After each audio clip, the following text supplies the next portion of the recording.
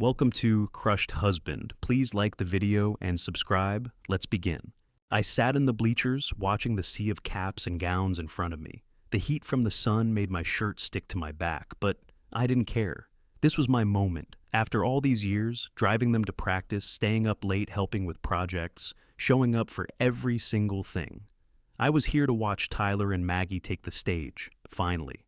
It was supposed to be my time to feel proud, to hear their names announced, and know I'd had a hand in getting them here. I'd put in the work. I was the dad who showed up, who did what needed to be done. Then Tyler grabbed the mic. I leaned forward, a smile on my face, ready for the words. But they never came. "We'd like to thank someone who's been there for us through everything," he said, his voice strong. I glanced over at Maggie, waiting for the same. She nodded in agreement. "For all the love and support, for showing us what family really is. Our real dad, Mark." The words hit me like a slap. My heart stuttered in my chest. I couldn't move. I couldn't breathe. It wasn't just the words themselves. It was the way they said it, like I wasn't even there. I looked over at Amy, sitting with her new partner, Mark. She was grinning like she had won some kind of prize. She didn't look my way, not even once. The silence stretched between me and the crowd. I had to breathe. I had to stay calm. I didn't show it, not a flicker of anything. I clapped, just like everyone else, just like it was all fine. But inside, it felt like the ground had slipped out from under me. I stayed in my seat long after the ceremony ended, the crowd around me thinning as people filed out to the parking lot. I couldn't move. My hands were shaking, but I kept them in my lap, gripping the edge of my shorts to keep steady. I was trying to keep it together, trying not to let the anger and disbelief show. But it kept coming back. The words. Our real dad, Mark. It was like they'd been carved into my brain, and now they wouldn't leave. I'd given them everything, every sacrifice I made, every night I worked late so they could have what they needed, all the times I missed because I was trying to make sure they'd have something better than I did. And this was how they saw me. This was what they thought of me. I stood up stiff, my legs sore from sitting too long. I didn't want to be here anymore. I needed to go, but I couldn't leave without seeing them again. Not yet. Tyler and Maggie were standing off to the side with Mark, posing for pictures with him, laughing like it was all just normal, like they hadn't just publicly erased me from their lives. I watched them, trying not to show it, trying not to let them see how much it stung. Mark had his arm around Maggie's shoulders, smiling wide. Tyler was next to him, grinning just as hard, and I couldn't help but wonder, what the hell was I even doing here? I stepped away from the bleachers, my feet moving like they weren't even mine. I didn't want to confront them, not right now. I'd made too many sacrifices to end up feeling like this. I turned to leave. A voice pulled me back. "Hey, John, you doing all right?" I didn't have to turn around to know who it was. Tom, an old colleague from the factory. He'd been there for years, always the first to ask about how things were going with the kids. He probably noticed the look on my face. "I'm fine," I said, barely glancing at him as I shoved my hands into my pockets. My voice was flat, even to me. "Yeah, you sure?" "Yeah," I repeated, a little more clipped this time. "Just tired." He seemed to hesitate, like he wanted to ask more, but then nodded, his face showing that familiar sympathy I didn't want. "All right, man. Well, take care of yourself." I nodded and kept walking. I didn't need to explain myself to him, or anyone else for that matter. The last thing I wanted was anyone's pity. I left the gym, the door slamming shut behind me, and the sound echoed in my mind. As I walked through the parking lot, I felt like a ghost, like I wasn't even really there.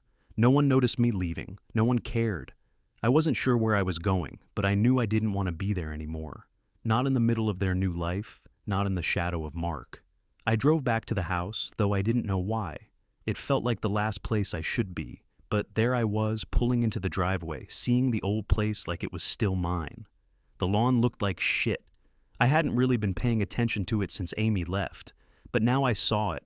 Overgrown, patches of dead grass. Like everything else, the house was fading. I pushed open the door, and it hit me, that smell. It was familiar, too familiar. It smelled like old wood, dust, and the faint remnants of whatever air freshener Amy used. It didn't feel like home anymore, not since she moved out, not since things had changed. I walked past the living room, glancing at the couch where I used to sit, watching TV while the kids did their homework or played. It was all quieter now. The space felt emptier, even though I knew no one had been here for hours. I made my way to the back, to the workshop. It was where I always went when I needed to think, to escape. The smell of sawdust still hung in the air, mixed with the scent of old leather and wood polish. There were tools scattered across the workbench, some of them half-finished projects I'd never gotten around to completing. I used to make things for the kids, sports equipment, toys, furniture, things that felt important at the time, things that somehow had never mattered enough. I ran my fingers along the edge of the workbench, the small wooden bat I'd made for Tyler when he was 5. It was a little lopsided, but he loved it. He used to carry it everywhere. I remembered teaching him how to swing, how to hold the bat right. The look in his eyes when he finally hit that first ball, pride, excitement. The same kind of pride I felt, watching him do it. I walked over to the shelf in the corner where a baseball glove sat, faded and worn. Tyler's glove. The one he used all those years. It felt heavy in my hand, the leather stiff from years of use. I could still see us, him standing in the yard, trying to catch a pop fly. I'd been patient, teaching him the game, even when he'd complained about it, even when he'd said he didn't want to play anymore. But he always came back, always. I set the glove down on the workbench and moved over to the wall, where a framed art award hung. Maggie's middle school award for her painting. I remembered the pride in her face when she'd won it, the way she ran to show me. I'd promised her that her art would always be celebrated. Now, it felt like that moment didn't even matter. It didn't even register anymore. Amy's absence in the house hit me harder than I expected. I could almost hear her footsteps in the kitchen, the hum of her voice when she was talking about her day. I thought I could still feel the pull of her presence, but it was just gone. Like everything else. Like me. I sat down on the old chair, letting the weight of it all settle in. I had done everything. I gave them everything I had, everything I could. I worked late, missed things I shouldn't have, all to make sure they had a better life than I did. But none of that mattered now. I wasn't even in the picture anymore. Something inside me shifted, something I couldn't ignore. I'd been a spectator in my own life for too long. I'd given up everything, put myself last for the sake of my kids, for Amy. And what did I get in return? A speech that erased me from their history, a new man who'd taken my place. I wasn't going to let it slide anymore. I wasn't going to be their invisible father. I wasn't going to stand by and watch my own life pass me by. The decision came quietly, but it was final. I was going to reclaim control, starting right now. I stood up from the chair, the weight of my decision sitting heavy in my chest. I walked over to the small safe in the corner of the workshop. It was something I'd put together years ago, the kind of thing Amy had laughed off as too paranoid. She was probably right, until now. I dialed the combination, the metal clicking open like a signal, like it was telling me this was the moment everything changed. Inside the safe was the college fund I'd set up for Tyler and Maggie when they were little. The money had always been for them, for their future, my contribution to the life I couldn't give them in the ways I'd wanted. I'd put in every penny I could spare, year after year. It was supposed to be something that would help them get ahead, something I could point to and say, I did that. I made sure they didn't struggle. Now it was just a number that meant nothing to them, nothing that counted. I took the checkbook out of the safe, the pages stiff and clean. I could feel my hand trembling just a little, but not from uncertainty. No, it was something else, something colder, something more deliberate. The check was already made out, the amount written in black ink, the exact total of what had been set aside for their education. I didn't need to think about it anymore. I took the check, ripped it out of the book, and scribbled a new date on it, a new recipient. I didn't even hesitate.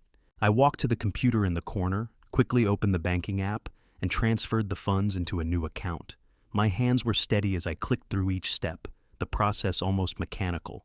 A few keystrokes, a few clicks, and it was done. The money was no longer for them. A strange emptiness spread across my chest, a quiet satisfaction that felt almost foreign. For the first time in a long time, I felt like I had control again. It wasn't about the money anymore. It was about the fact that I wasn't going to keep sacrificing for people who didn't even remember what I'd given them. The transfer was swift, clinical, and efficient. No regret. No second guessing. This was final. I stared at the screen, my reflection blurred by the dim light in the room.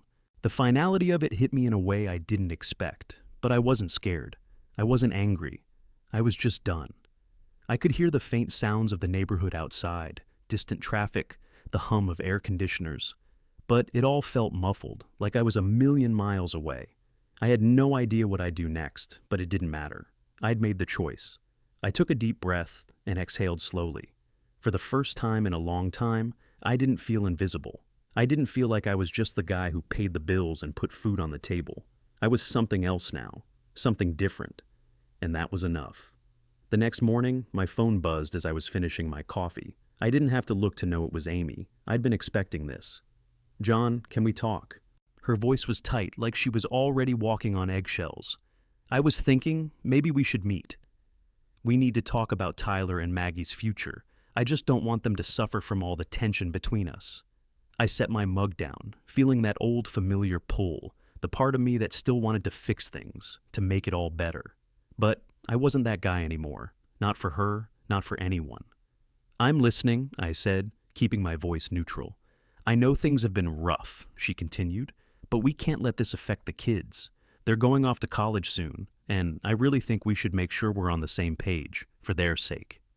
I didn't respond right away. She had always been good at framing things in a way that made me feel guilty for even questioning it. It used to work on me too, but today it didn't. "So, lunch," she pressed, like she thought I'd say no and she needed to twist my arm. I glanced out the window, the morning light spilling across the driveway. I didn't want to do this, but there was no way to avoid it. I agreed half-heartedly. "All right, noon, at that place by the lake, like we used to."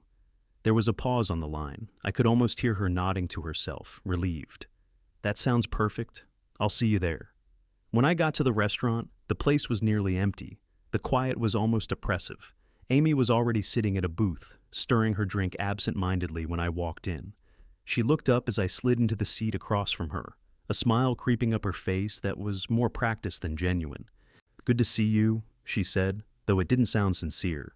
She hadn't looked at me like that in years, not since before everything had fallen apart. But I didn't give her the satisfaction of saying anything about it.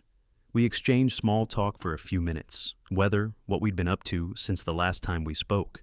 She kept slipping in references to when we were a family, like the past was a place we could still visit if we tried hard enough.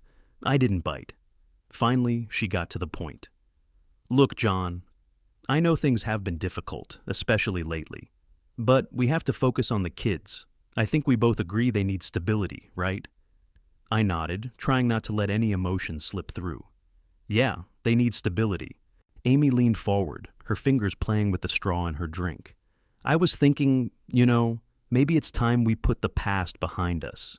You and me, maybe we can work together on this. We can make sure Tyler and Maggie don't have to choose sides, that they're supported by both of us. We owe them that, don't we?"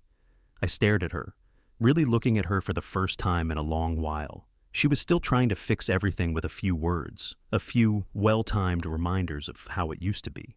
But I wasn't that guy anymore. I wasn't going to jump back into the role of the guy who did all the heavy lifting just because she was asking. "I don't know, Amy," I said slowly, keeping my tone even. "I've been thinking a lot about things, about what's best for them, and I'm not sure we're on the same page anymore. Maybe we haven't been for a while." She straightened up, a flicker of surprise crossing her face. She was used to me being easy to persuade, to get back on her side when she needed me. She didn't expect me to be this detached, this calm. "We've been through a lot," she said, her voice softer now. "But we both know the kids need us to come together. Don't you think they deserve that? Don't you think we owe them that peace?" I wanted to tell her no. I wanted to tell her that I'd already given everything, that I wasn't going to keep trying to fix a family that had already split. But I didn't say any of that. Instead, I just nodded, pretending to agree. "Yeah," I said finally. "They deserve peace." Her relief was almost palpable. She smiled like she'd won. "I'm glad we're on the same page," she said, her voice too light. "I knew you'd come around." I didn't say anything else. We spent the rest of the meal talking about Tyler and Maggie's plans, making small talk about the future. But I wasn't really there. I wasn't invested in any of it. When the check came, I paid, though it felt more like an obligation than anything else. I stood up to leave first, ready to get out of there. Amy followed me to the door, her smile still in place. Take care of yourself, John, she said, as though nothing had changed. Yeah, you too. I walked out, the door swinging shut behind me, and didn't look back.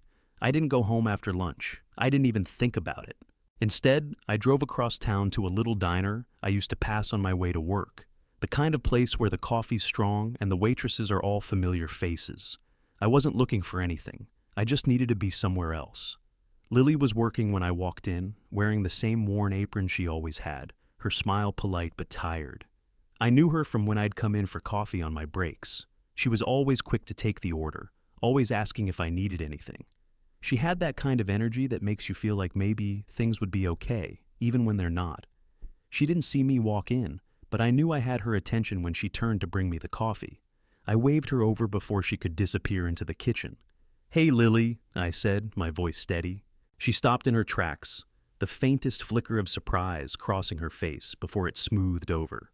"Hey, Mr. Collins, what's up?" I couldn't help but smile, but it felt a little hollow. "I've got something for you. You free for a minute?" "Yeah, sure," she said, glancing around the diner before leading me to a booth in the corner. I sat down, pulling the check from my pocket. She slid into the seat opposite me. "What's going on?" I handed her the envelope, and her brow furrowed. "What's this?" "Just open it," I said. "It's yours." She took the envelope slowly, her fingers hesitating before tearing it open. I watched as she read the check, her eyes widening with disbelief. I had made sure it was enough to cover tuition, everything she'd need, the kind of money she'd been scraping for, just to make ends meet so she could go to school. She looked up at me, a little confused. "Mr. Collins, I don't understand. Is this for real?" I nodded. "It's all yours. I don't have any use for it, not anymore. You're going to need it more than my kids ever will." Her voice caught in her throat. "But I don't know what to say." "You don't have to say anything," I replied, leaning back in the booth. "Just go to school. Get the education you've been working for. You deserve it." She swallowed hard, her hand trembling as she folded the check. "I don't even know how to thank you." "You don't need to," I said, shaking my head. "Just make sure you use it. It's all I want." She nodded slowly, like she was still processing it. "I will. I promise. Thank you." I stood up, suddenly feeling like I didn't belong there anymore. "Take care of yourself, Lily." "Thank you again, Mr. Collins," she said, still holding the check like it was some kind of fragile thing. I gave her a small wave before I walked out, the door chiming behind me. I didn't go home right away. Instead, I drove around the block a few times, circling, feeling the weight of what I'd just done. I felt lighter, like I'd finally done something that made sense, even if it didn't make sense to anyone else. Amy was hosting some kind of family gathering for Tyler and Maggie, her way of celebrating their big future, no doubt. I knew they'd be there, the new man would be there, and I wasn't about to get caught up in whatever show they were putting on. So, I skipped it. I wasn't needed, not there, not anywhere. I parked in the driveway, sat there for a minute, before making my way into the house. It felt strange to be inside again, but not uncomfortable. I knew what I had to do next. The workshop was the only place I could really think. I shut the door behind me, the familiar smell of sawdust and old wood welcoming me like an old friend. It was the only place where everything made sense, where the past and the future didn't feel so far apart. I sat at the workbench and let the quiet settle around me. The weight of the check in Lily's hands, the look in her eyes when she realized she had a chance. Those moments felt like the ones I'd been waiting for. Not for my kids, but for someone who would appreciate it. I didn't need anything else. No speeches. No thanks. Just the knowledge that I had made a difference for someone who truly deserved it. I wasn't invisible anymore, and that felt like enough. I ran my fingers along the edge of the workbench and felt the quiet satisfaction settle deep in my bones. I didn't expect them to call so soon. The phone rang in the middle of the night, and I knew exactly who it was before I even looked at the screen. Tyler. I had a second to brace myself before I answered. "Dad, what the hell?" His voice was already tight, like he was barely keeping it together. "Where's the money? The college fund? It's gone. We can't—" "Relax, Tyler," I said, cutting him off. I didn't have the energy for the drama, not now. "It's not missing. It's just not there anymore. I took it." There was a long pause. I could hear him breathe on the other end, the disbelief hanging in the air. "What do you mean you took it?" That was for our college, for our future. Yeah, I know what it was for, I replied, my voice even. But you've been busy thanking someone else as your real dad. You think I'm just going to keep throwing money into a system that doesn't even recognize me? Another pause, then the anger came rushing back. You're insane. You can't just do that. You promised us. You promised. Did I? I asked, raising my eyebrows, though he couldn't see me. Funny, because you promised me a lot of things too, didn't you? Like, you wouldn't forget about me. Like you wouldn't rewrite history when it suited you. Dad, this isn't fair, he started, but I cut him off again. No, what's not fair is that I've been working my ass off for years, trying to do right by you two, and you act like I'm some invisible guy. You're rewriting everything I did, like none of it matters anymore. I could hear him getting more frustrated, but I didn't care. He wasn't getting through to me. He wasn't getting anything from me anymore. Where are we supposed to get the money now, huh? Tyler said, his voice shaking. This is our future you're messing with. You think this is the way to handle things. I wasn't going to apologize. Not now, not after everything. You want to know where the money went. It went to someone who will actually appreciate it. Someone who won't forget what it means to have help when you need it. There was silence, but I knew he was still there, still fuming. What does that even mean? It means Lily is going to college now, not you two. I paused, letting the words settle between us. She deserves it more than either of you. Tyler didn't say anything for a long time, and then, barely above a whisper, he said, You're really doing this, huh? I didn't answer. I didn't need to. He already knew the answer. The phone barely clicked off before my own phone buzzed again. I didn't have to check to know who it was. Amy. I took a breath before I answered, my thumb hovering over the screen. John, what the hell did you do? Her voice was high, straining with anger. You've ruined everything. Tyler and Maggie are losing their future over this. You're making them look like idiots. I leaned back in my chair, feeling a strange calm settle over me. I didn't ruin anything. I gave them something they didn't appreciate. You've taken everything from them. Amy's voice rose. You promised us, John. You promised you'd always take care of them, no matter what. I promised I'd always take care of them, I said slowly. But that doesn't mean they get to take me for granted. It doesn't mean I'm invisible in their eyes. You were the one who erased me from the picture, Amy. You were the one who decided someone else was their real father. There was a long, dead silence. She wasn't used to hearing me speak like this, not since before everything fell apart. I could almost picture her on the other end, clenching the phone so tight it might break. God, you're unbelievable, she spat. You're heartless. I didn't flinch. I'm not heartless. I'm just done being invisible, done being the guy who does everything and gets nothing in return. You've really gone too far this time, she said, her voice thick with frustration. You'll regret this. I won't, I said quietly, the finality of it settling over me. You can call it whatever you want, but this is my choice, and I'm done. There was no response from her. Nothing. I ended the call, feeling a strange weight lift off my chest. It wasn't liberation in the sense that everything was fixed or that I'd won, but it was liberation in the sense that I wasn't trapped in their expectations anymore. The weight I'd been carrying for years, trying to meet their demands, their version of me, was gone. I wasn't the invisible man anymore, and I wasn't going back.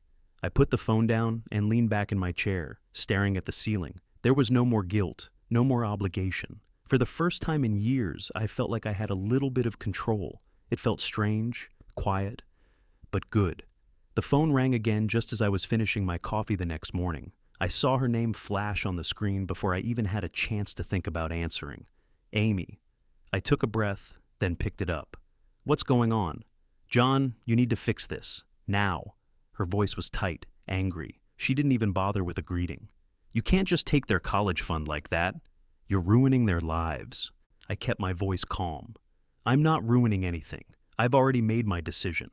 Stop acting like you're doing the right thing here, she snapped. You've destroyed their future.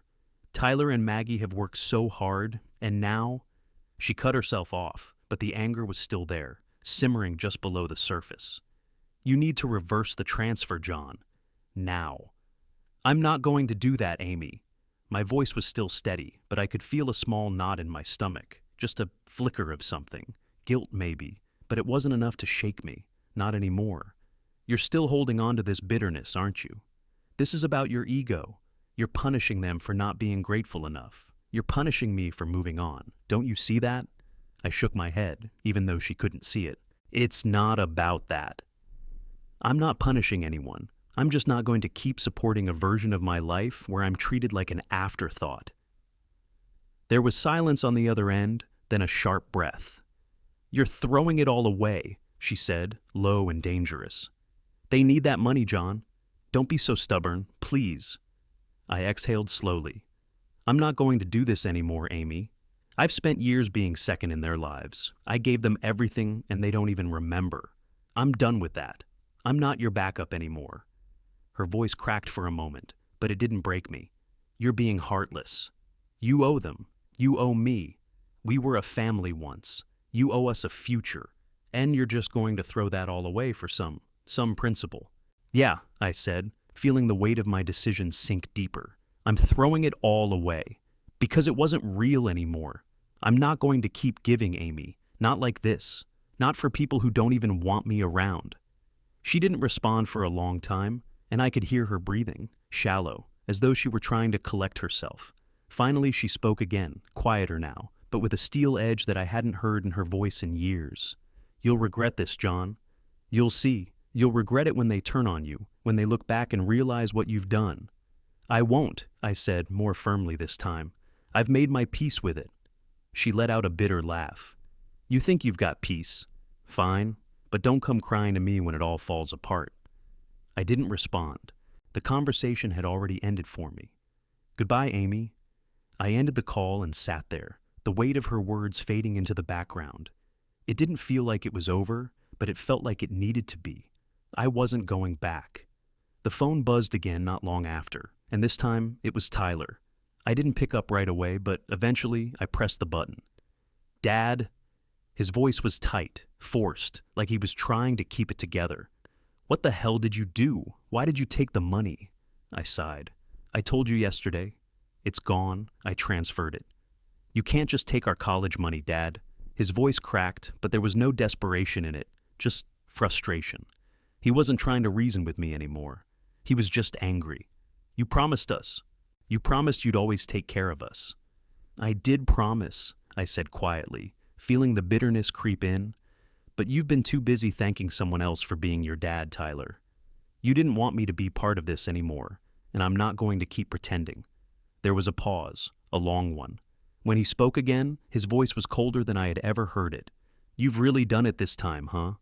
You've made your choice. You can't take it back. No, I said, feeling a strange calm settle over me. I can't, and I'm not going to try. The line went silent again, and I could hear his breathing on the other end, but he didn't say anything else. Finally, I ended the call. Just as I thought the storm might settle, Maggie called. Her voice was colder than Tyler's, more controlled, like she'd rehearsed every word. Dad, she said, barely above a whisper. I don't know what you think you're doing, but you need to fix this. You can't just take the money. I'm not fixing anything, I replied. I made my choice. You don't get to rewrite history. You don't get to pretend I don't matter. Her voice wavered for just a second. We do care. We always have. You don't, I said, not unkindly but firmly. If you did, I wouldn't have to do this. Another long pause. Then she sighed. I don't know why you're doing this, but we won't forget. You'll see. I didn't say anything. I wasn't going to apologize. Wasn't going to offer some empty promise. The silence between us felt like the final blow. I've made my peace, I said. And this time, it wasn't an ending. It was a statement. Goodbye, Maggie. I hung up the phone, set it down on the table, and sat back. There was nothing left to say, nothing left to fix. It didn't take long for the post to show up.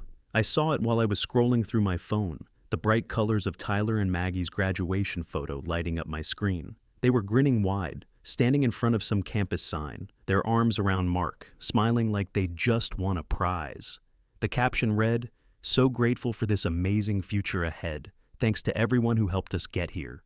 We couldn't have done it without our real dad." I didn't even have to read the comments to know what was happening. I could feel the sting, even from here. At first, it was just a few likes. Then the shares started rolling in. People I knew, people Amy knew, all of them praising how generous I was, how selfless I had been, in giving my kids the opportunity to succeed. Some of them knew the truth, others had no idea. But the truth didn't matter anymore. It had been buried under the new narrative they'd created. Then came the comments. They started slow but picked up speed. So proud of John for helping out Lily. What an amazing thing for him to do. It wasn't just pity anymore. It was admiration. People were talking like I was some kind of hero. I had to laugh bitterly at the irony of it. I wasn't anyone's hero. I was the guy who got tossed aside.